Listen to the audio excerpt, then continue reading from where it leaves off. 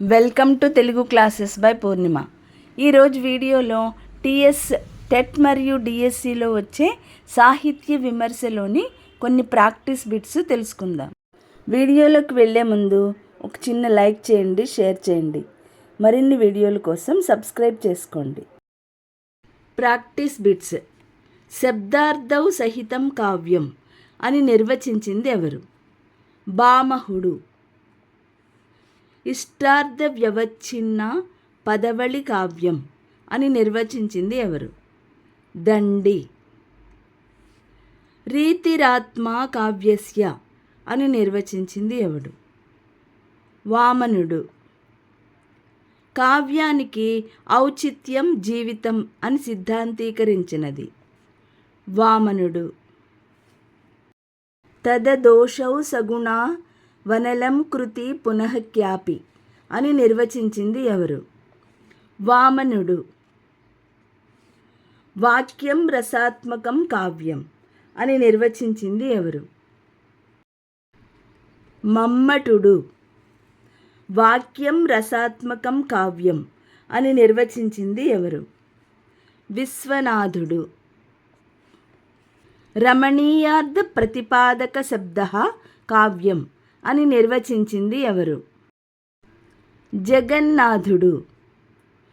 భామహుడి అలంకార శాస్త్రం భామహాలంకారము. ఆనందవర్ధనుడి అలంకార శాస్త్రం ధ్వన్యాలోకము.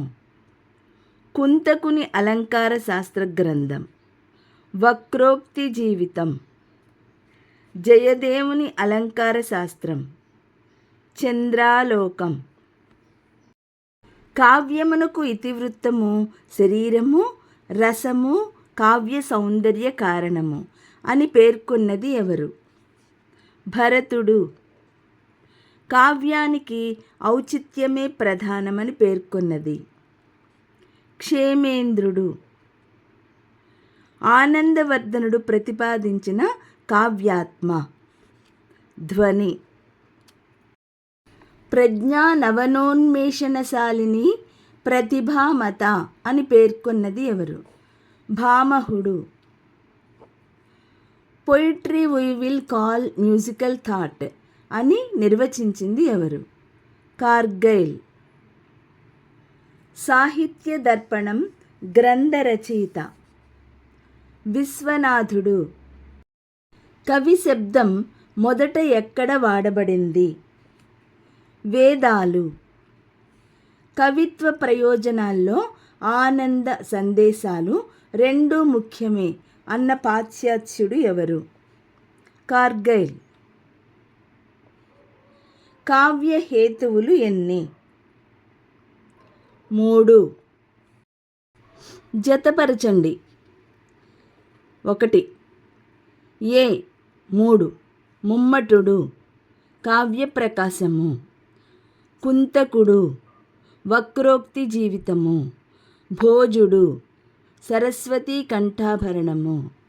ధనుంజయుడు దశరూపకము. అలంకార సర్వస్వం రచించిందెవరు? రుయ్యకుడు. జతపరచండి. 3. చంద్రాలోకం జయదేవుడు. వ్యక్తి వివేకం మహిమభట్టు. కువలయానందం అప్పయ్య దక్షితులు. కసగాంగాధరం జగన్నాథ పండితరాయలు. కావ్య ప్రయోజనాలను నిర్వచించిన లాక్షణికులు భామహుడు. తరువాత వీడియోలో మరికొన్ని సాహిత్యాంశాలు తెలుసుకుందాం.